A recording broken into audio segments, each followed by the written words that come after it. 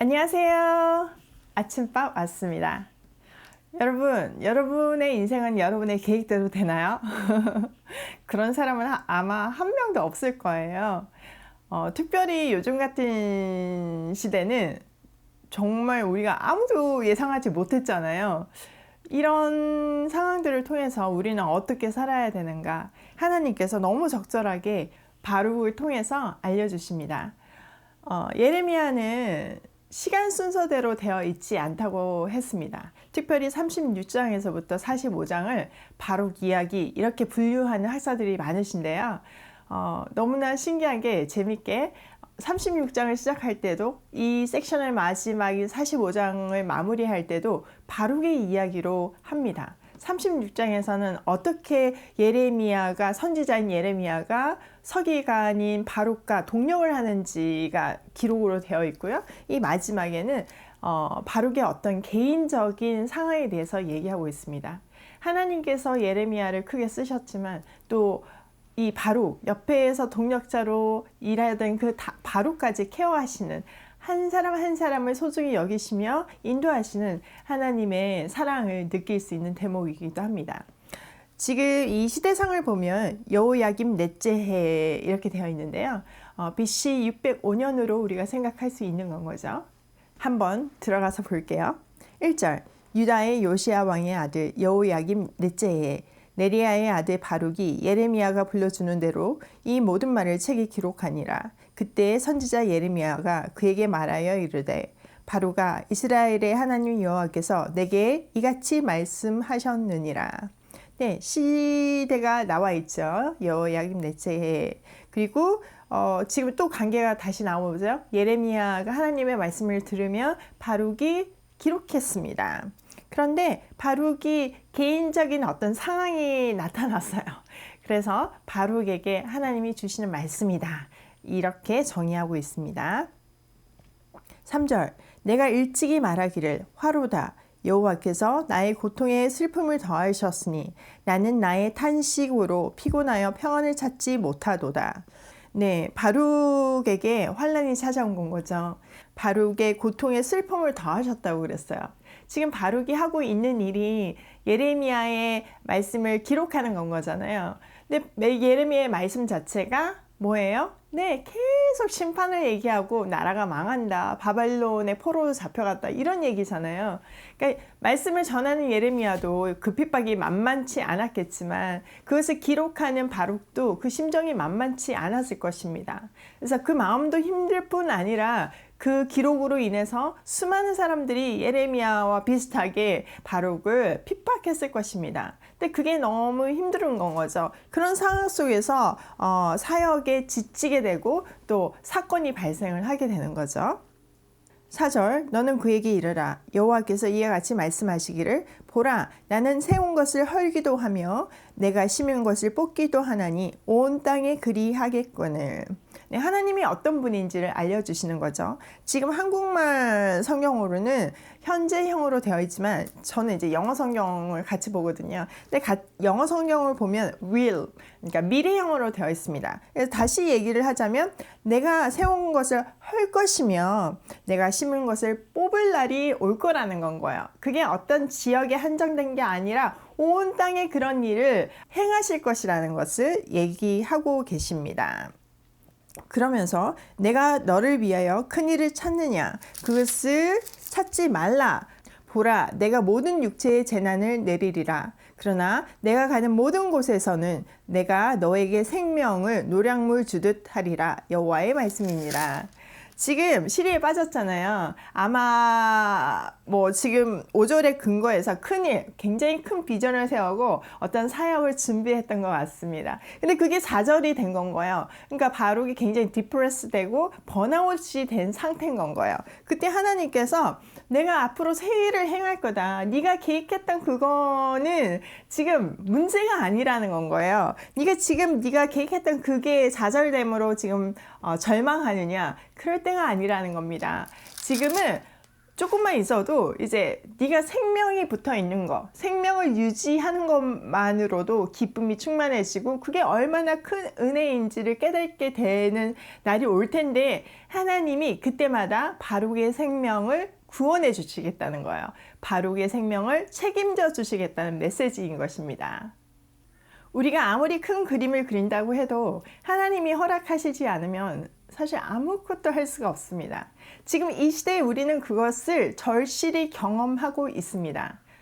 저희 집도 마찬가지인데요. 이제 저희 큰아들이 지금 원래 계획대로라면 이제 1차 붙었기는 했지만 이제 다른 대학을 지원을 했어요, 사실은. 그래서 그 대학들의 시험을 보고 있는 상태일 것입니다. 지금 중국에 있어야 되는 게 정상인 거죠. 그리고 마지막 학기를 마무리하고 졸업을 하고 이제 졸업 끝나고 나서 아르바이트를 해가지고 세계를 조금 보고 싶다는 얘기를 하더라고요. 그래서 견문을 넓혀서 본격적으로 공부를 하기 전에 세상을 먼저 보고 시작해야겠다는 어떤 그런 계획을 세웠습니다. 그런데 이런 코로나19로 인해서 그 모든 계획이 무산이 되고 학교로 돌아갈 수도 없는 상황이 된 건 거예요. 아주 특별하게 학교에서 자율로 선택할 수 있게 해줬어요. 학교로 돌아가도 되지만 원한다면 한국에서 원하는 공부를 할 수 있게끔 해준 건 거죠. 그래서 우리 아들은 그 다음 시험이 지금 날짜도 안 잡히는 오리무중에 있으니까, 그리고 자기가 제일 원하는 대학에 붙은 거거든요. 그러니까 굳이 시험을 안 봐도 되겠다는 생각을 한 건 거죠. 그래서 이제 대학을 위해서 다른 공부를 하고 있습니다. 근데 본인이 돈을 벌어보겠다고 굳은 결심을 했는데 지금 상황에서는 아르바이트도 안 구해주는 거 아시죠? 그러니까 그 생각이, 그의 계획이 아무것도 실행되지 않은 건 거죠. 근데 게다가 우리 나머지 두 아이들도 지금 계약이 계속 늦어지고 있잖아요. 계속 집에 같이 있는 건 거예요. 근데 이게 어떻게 보면 굉장히 환란일 수 있는데 저한테는 말할 수 없는 기쁨이자 축복입니다.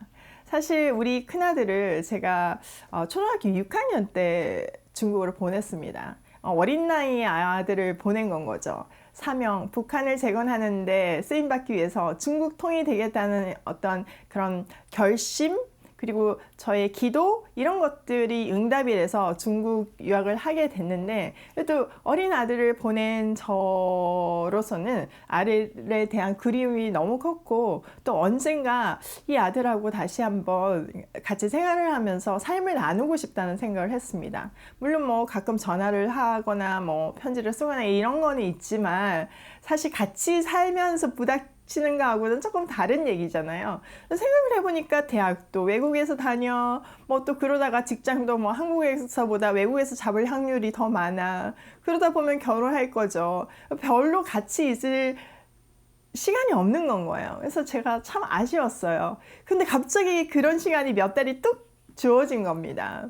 큰아들뿐만 아니라 이 다른 아이들까지 같이 집에서 복닥복닥 하면서 진짜 언제 이런 시간을 가져봤나 이런 생각을 합니다. 너무 제가 바쁘기도 했고 또 해외 출장도 많았었고 백화점 일이 너무 많았었는데, 요즘은 제가 그 사무실에서 하는 일이 많아지는 시대로 넘어왔거든요. 그러니까 저녁 시간은 자유롭게 아이들하고 함께 있을 수 있는 거죠. 저는 이 시간이 너무 꿈 같은 거예요. 원하는 거, 맛있는 거 밥 해먹이고 같이 있는 것 자체가 저는 기적같이 느껴지는 건 거예요.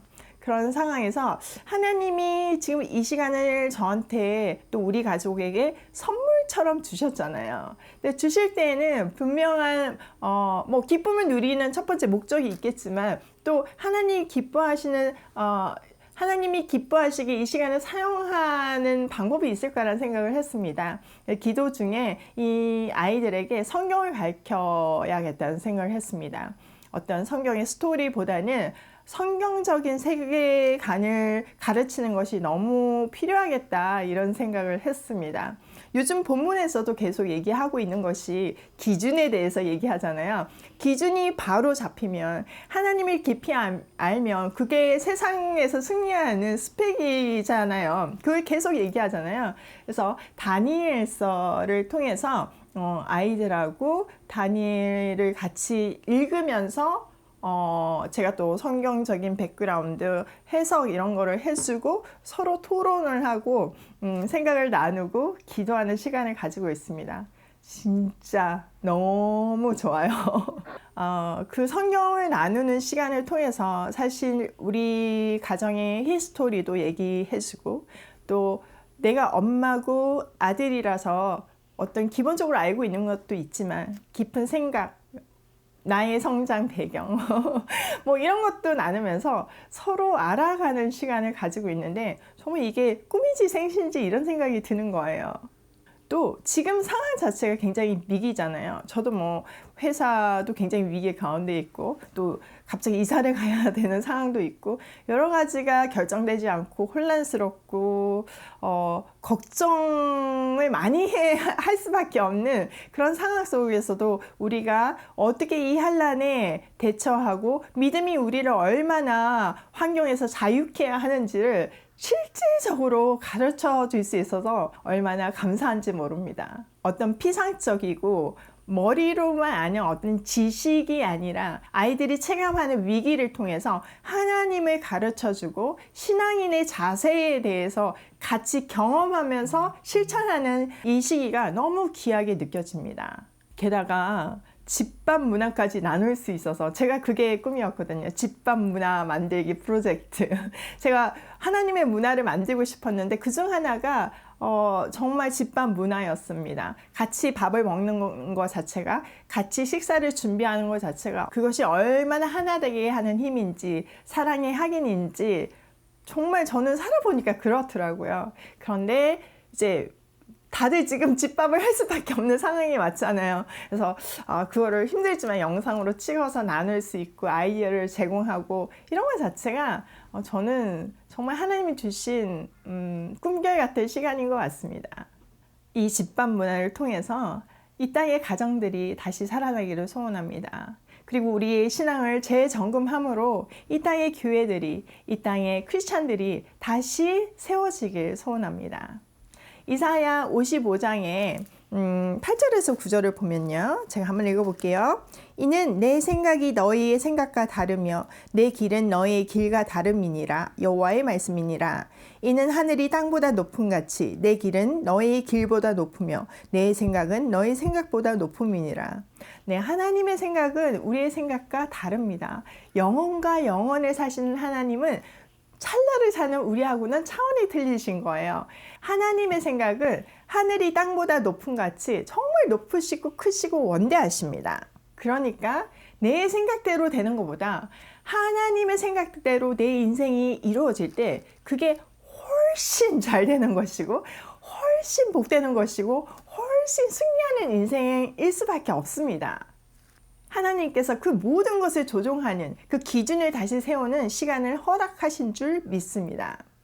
현실은 눈물을 흘리고 정말 걱정으로 밤을 지새워야 하지만 하나님의 그 계획을 신뢰하고 또 하나님께서 성취해 가실 약속들이 너무나 기대가 되어 마음 가득 기쁨이 넘칩니다. 오늘도 하나님의 계획을 기대하며 충성되고 성실한 발걸음으로 고고싱입니다.